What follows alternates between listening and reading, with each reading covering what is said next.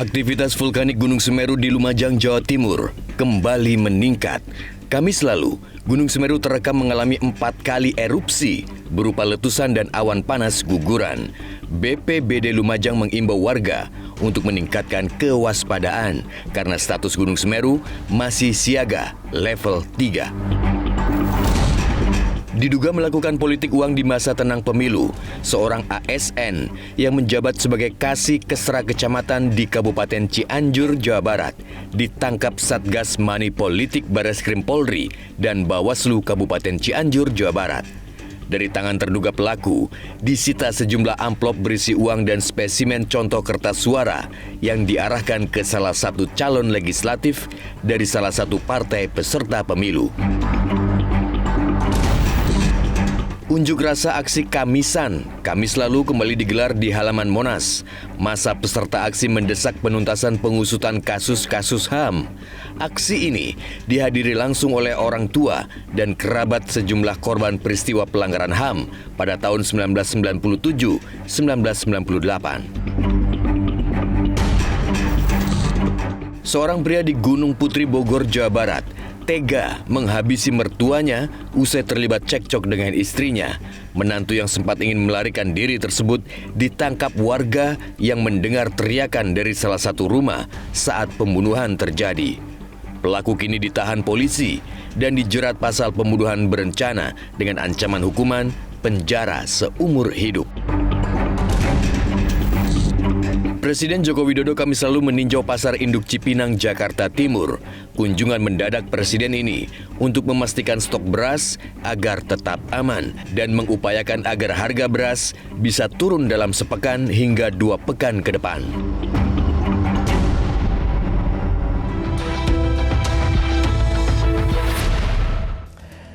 Pemirsa, itulah sejumlah berita yang menjadi isu utama pada pekan ini. 3 berita yang menjadi perhatian diantaranya akan disajikan dalam Metro This Week. Mengulas tajam berita sepekan bersama saya, Kevin Egat.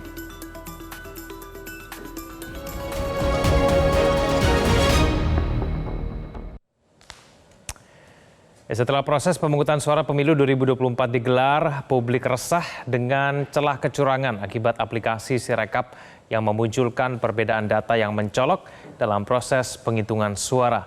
Data yang ditampilkan di website KPU RI berbeda dengan data manual pada formulir C1.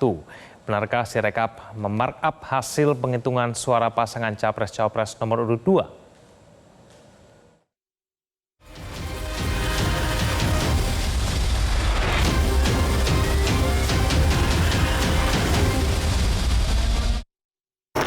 Memasuki masa rekapitulasi penghitungan surat suara pemilu 2024. Seharusnya di masa-masa ini rakyat bisa merasa tenang karena bisa menyerahkan kepercayaan sepenuhnya kepada KPU untuk menyelenggarakan perhitungan surat suara resmi, yaitu melalui mekanisme real count. Namun ternyata rakyat justru merasa resah karena menemukan sejumlah kejanggalan yang terjadi mulai dari periode pencoblosan hingga penghitungan dari suara pemilu 2024. Salah satunya adalah kita tidak mengetahui apakah ini merupakan hasil dari manipulasi maupun hanya human error saja. Namun ternyata data-data yang diunggah di aplikasi maupun website Sirekap resmi KPU berbeda dengan data-data yang terjadi di TPS, yaitu melalui formulir dari C1 Plano. Perbedaan suara 3 calon presiden dan calon wakil presiden antara tabulasi di website dan hitungan manual atau formulir C1 Plano yang diunggah di aplikasi Sirekap KPU RI terlihat pada penghitungan suara di tempat pemungutan suara TPS 054 di Pulau Gebang, Cakung, Jakarta Timur. Dalam web KPU, pasangan Prabowo Subianto dan Gibran Rakabuming Raka mendapat jumlah suara yang sangat tinggi, yakni 748. Jumlah itu berbeda dengan yang terdokumentasi di form C1 Plano, yakni 74 suara. Namun setelah dicek Kamis pagi, data tersebut sudah berubah dan sesuai dengan yang terdokumentasi di C1 Plano. Menurut Bagus Suryo Nugroho, warga Kelurahan Jati Kecamatan Pulau Gadung, Jakarta Timur, perbedaan suara 3 capres dan cawapres di aplikasi Sirekap antara web dan formulir C1 Pleno tidak hanya terjadi di wilayahnya saja. Ia mendapat informasi perbedaan itu juga muncul di banyak daerah lainnya. hasil ada di Sirekapnya yang itu bisa dilihat di websitenya KPU itu terjadi perbedaan. Yang mana yang berubah? Nah, perbedaan itu terjadi untuk TPS yang saya lihat ya waktu itu ya, itu memang case-nya adalah untuk yang paslon 1 dan paslon 2, Mbak Afi. Yang mana yang bertambah dan yang mana yang berkurang? Ya, jadi kalau yang di kasusnya untuk di TPS saya sendiri gitu ya, mungkin di TPS lain berbeda. Kejadiannya memang si calon nomor urut 1, paslon 1 yang berkurang dan yang paslon 2 itu bertambah. Tapi saya nggak dengar juga dari tempat lain, ini nggak terjadi di hanya paslon 2 doang yang bertambah. Ada yang kejadiannya paslon 1 yang bertambah, ada juga yang paslon 3-nya bertambah juga. Oke, jadi kan kalau perhitungan ya, seperti biasa kalau setelah seluruh selesainya mencoblos, ada proses perhitungan, mulai dari perhitungan presiden, calon presiden, ada juga DPR, DPRD, dan DPD. Nah, dari keempat ini, semuanya harus diupload. Setelah diisi hasilnya, diupload semuanya. Nah, setelah diupload itu, kan hitungnya satu-satu ya. Nah, di saat udah malam itu kita nggak lihat, udah mau menutup seluruh dokumen-dokumennya. Nah, ceritanya mau audit dulu lah, seperti itu. Dan setelah diaudit ternyata terjadi perbedaan. Gitu. Nah, itu yang jadi tanda tanyanya. Kenapa bisa terjadi perbedaan antara yang hasil yang kita tulis dengan yang ada di aplikasi Sirekapnya KPU. Temuan perbedaan lainnya antara website dan hitungan manual juga ditemukan di TPS 004 Sampang, Jawa Timur. Di web KPU, Anies Mohaimin sama sekali tidak mendapat suara, sementara di hitungan manual mereka memperoleh 153 suara. Di sisi lain, di web KPU Prabowo Gibran mendapat 536 suara, padahal di hitungan manual, paslon 02 hanya memperoleh 82 suara. Perbedaan hasil juga dialami oleh Ganjar Mahfud di web KPU. Paslon 03 ini mendapat 50 suara, sedangkan di hitungan manual mereka memperoleh 13 suara. Akibatnya, keandalan Sirekap menimbulkan keraguan publik, termasuk pakar dan pemerhati pemilu. Mereka menilai aplikasi Sirekap berpeluang membuka celah kecurangan, salah satunya berupa penggelembungan suara. Nah, ini sebetulnya yang kita khawatirkan. Akhirnya kan masyarakat jadi curiga gitu ya dengan proses rekapitulasi ini. Apalagi ini proses kompetisinya sangat ketat. Satu suara itu kan sangat berharga gitu ya. Semua berebut untuk dapat satu suara ini. Nah, ini kompetisinya sangat ketat. Kalau kemudian dengan Sirekap ini ya, apalagi dengan ditambah disinformasi, publik juga masih banyak yang belum tahu bahwa ini bukan hasil resmi. Hasil resminya tetap nunggu yang manual tadi, yang dihitung oleh KPU secara manual dan berjenjang. Kemudian publik akan menaruh curiga. Ini pengalaman 2019, Mbak. 2019 kan pakai namanya situng. Ada masalah yang sama nih, salah tulis, salah input, dan lain sebagainya. Kemudian kan penyelenggara pemilunya yang diserang. Oh, KPU-nya curang, KPU-nya berpihak. Dan kalau kita ingat kan 2019 pasca diumumkan hasil pemilu, lalu terjadi demo besar-besaran. Kan kita nggak ingin itu terjadi lagi, gitu ya. Makanya KPU-nya perlu cepat nih jelasin kepada publik. Selain keandalan sistem Sirekap, resiko kecurangan pemilu juga ada pada keamanan Sirekap. Pasalnya, bukan tidak mungkin ada pihak-pihak tertentu yang menyedot data secara sistematis dari aplikasi tersebut, sehingga menimbulkan kekacauan pada real count KPU RI berupa tabulasi nasional. Tabulasi itu untuk menyaingi hitung cepat oleh lembaga survei yang masih terhambat dengan perangkat lunak dan keras dari mesin pemindai yang dipasang di kecamatan. Sejauh ini, KPU RI mengakui ada perbedaan hasil konversi Sirekap dengan formulir hitung manual atau C1 Pleno yang diunggah di 2.325 TPS seluruh Indonesia. Namun Ketua KPU Hashim Asyari menyatakan perbedaan konversi hanya sedikit, yakni sekitar 0,64% atau di bawah 1% saja. Hashim pun berjanji tetap akan mengoreksi perbedaan konversi tersebut dan menegaskan bahwa KPU tidak berniat untuk memanipulasi maupun mengubah suara pemilu 2024. Sebetulnya di dalam sistem atau Sirekap mengenali bahwa hasil konversi itu ada yang salah atau tidak tepat dengan data dalam hitungan maupun penulisan di dalam formulir yang diunggah itu. Di dalam sistem Sirekap yang ditemukan itu ada 2.325 TPS. Saya ulangi ya, 2325 TPS yang ditemukan antara konversi hasil penghitungan suaranya dengan yang formulir diunggah itu berbeda. Nah, tentu ini menunjukkan bahwa Sirekap sendiri sebagai sistem mengenali ada yang tidak tepat atau tidak sama antara apa yang hasil konversinya dengan ini. Sampai saat ini, sebagaimana kami sampaikan tadi, yang sudah diunggah itu 358.775 TPS atau 358.775 TPS yang sudah diunggah. Penghitungan suara Pilpres menjadi tahap pertempuran berikutnya usai pencoblosan. Mencermati penghitungan suara menjadi hal yang sangat penting karena kesalahan atau kecerobohan dalam penghitungan suara hasil pemilu 2024 bisa berakibat fatal. Ya, pemirsa, indikasi kecurangan dan pelanggaran pemilu dalam Pilpres 2024 semakin banyak terungkap. Masing-masing tim pemenangan Capres-Cawapres 01 dan 03 meyakini rekayasa pemilu terjadi dari hulu ke hilir secara terstruktur, masif, dan sistematis. Berbagai indikasi kecurangan dan pelanggaran pemilu dalam Pilpres 2024 semakin banyak terungkap. Tim Nasional Pemenangan Anies Mohaimin mengatakan ada 9 pola kecurangan dalam pemilu kali ini yang diyakini merupakan tindakan terstruktur, masif, dan sistematis. Anggota Dewan Pakar Timnas Amin, Bambang Wijoyanto mengatakan pelanggaran pemilu yang terjadi membuat klaim kemenangan yang digaungkan menjadi tidak valid sebab kuantitas yang dirumuskan tidak berbasis pada kualitas. Kuantitas itu tidak berbasis pada kualitas penyelenggaraan pemilu. Sehingga klaim kemenangan itu menjadi tidak valid karena kuantitas yang dirumuskan itu tidak berbasis pada kualitas penyelenggaraan pemilu yang diatur oleh undang-undang itu. Yang lebih menyedihkan lagi sebenarnya, legalitas yang dihasilkan itu sama sekali tidak mempunyai dasar legitimasi. Mas SS, Mas Sudirman tadi mengatakan seperti itu.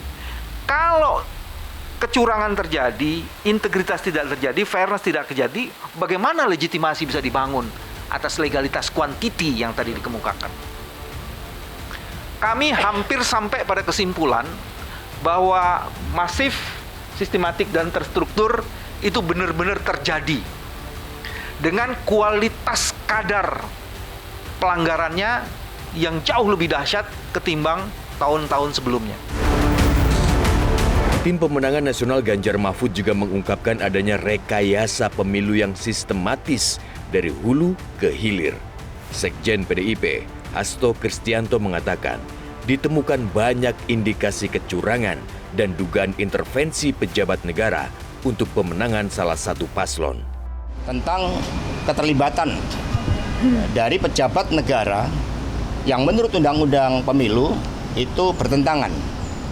Dan kemudian dipaparkan seluruh aspek-aspek secara komprehensif dari hulu ke hilir, baik diawali dari rekayasa hukum di MK, kemudian di tengahnya itu berbagai bentuk intimidasi, penggunaan aparatur negara, kemudian politik anggaran yang secara nyata itu dipraktekkan untuk mendukung pasangan 02.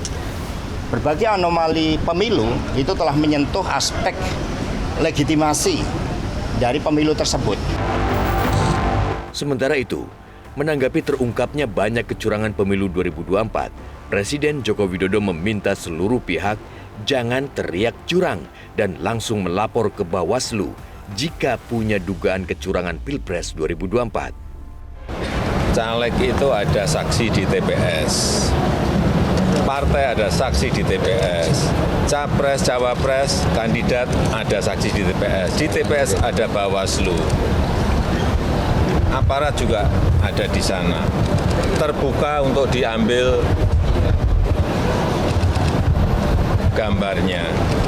Saya kira pengawasan yang berlapis-lapis seperti ini akan menghilangkan adanya kecurangan. Tapi kalau memang ada betul, ada mekanisme untuk ke Bawaslu, mekanisme nanti persidangan di MK, saya kira sudah diatur semuanya kok. Jadi janganlah teriak-teriak curang. Ada bukti langsung bawa ke Bawaslu, ada bukti bawa ke MK.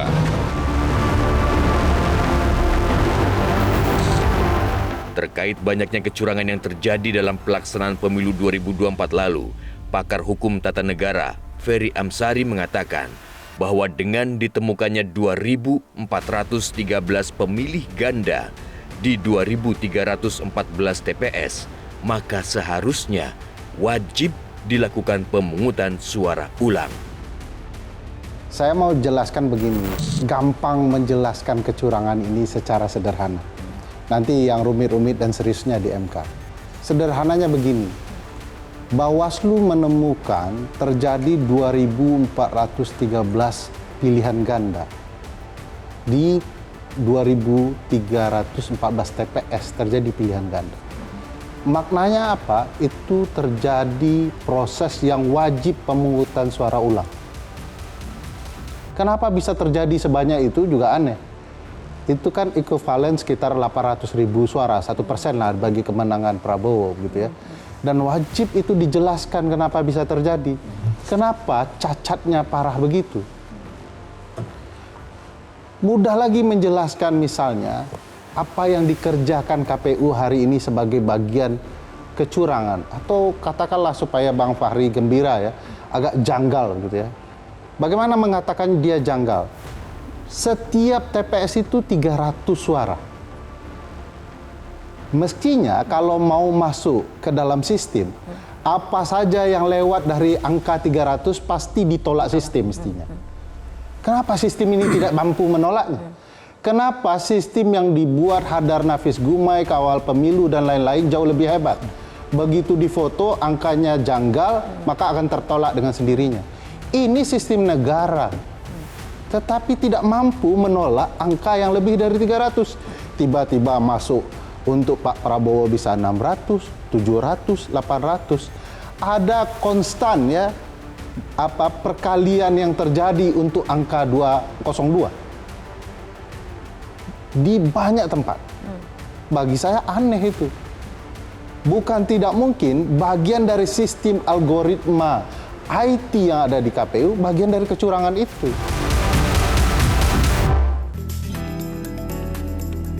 Pencoblosan surat suara di luar negeri diwarnai terjadinya dugaan kecurangan. Kecurangan diduga terjadi di Malaysia dan di Arab Saudi.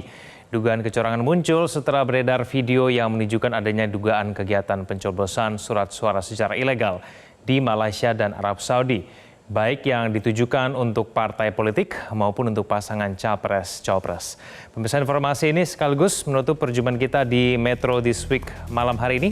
Saya Kevin Negan, terima kasih atas perhatian Anda. Sampai jumpa.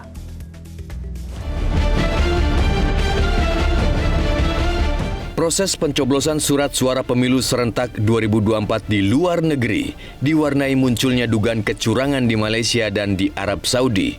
Dugaan kecurangan pemilu di Malaysia muncul setelah beredar video yang menunjukkan adanya dugaan kegiatan pencoblosan surat suara secara ilegal yang ditujukan untuk partai tertentu dan pasangan Capres-Cawapres nomor urut 3, Ganjar Mahfud. Tim kampanye nasional Prabowo Gibran menduga ada oknum panitia pemilihan luar negeri dan oknum kedutaan besar RI untuk Malaysia yang terlibat. Menunjukkan sejumlah orang melakukan pencoblosan surat suara legislatif untuk partai dan caleg tertentu, nanti bisa dilihat saja. Dan suara pilpres yang dicoblos itu paslon nomor urut 3, Ganjar Mahfud. Kami juga kuat aktivitas pencoblosan itu melibatkan petugas pemilu luar negeri, PPLN, dan oknum pegawai kedutaan besar Republik Indonesia di Malaysia. Kami minta Bawaslu untuk menindaklanjuti masalah ini. Sementara itu, Timnas pasangan Anies Baswedan Muhaimin Iskandar menyerahkan proses pendalaman dugaan kecurangan surat suara di Malaysia kepada penyelenggara pemilu, yakni ke KPU, Bawaslu, serta DKPP. Ko-Kapten Timnas Amin Sudirman Said berharap Bawaslu dapat mengusut kasus ini dengan baik. Kan pada otoritas ya, kan ada penyelenggara pemilu KPU, ada Bawaslu, ada DKPP nanti, tapi juga ada pengawas masyarakat.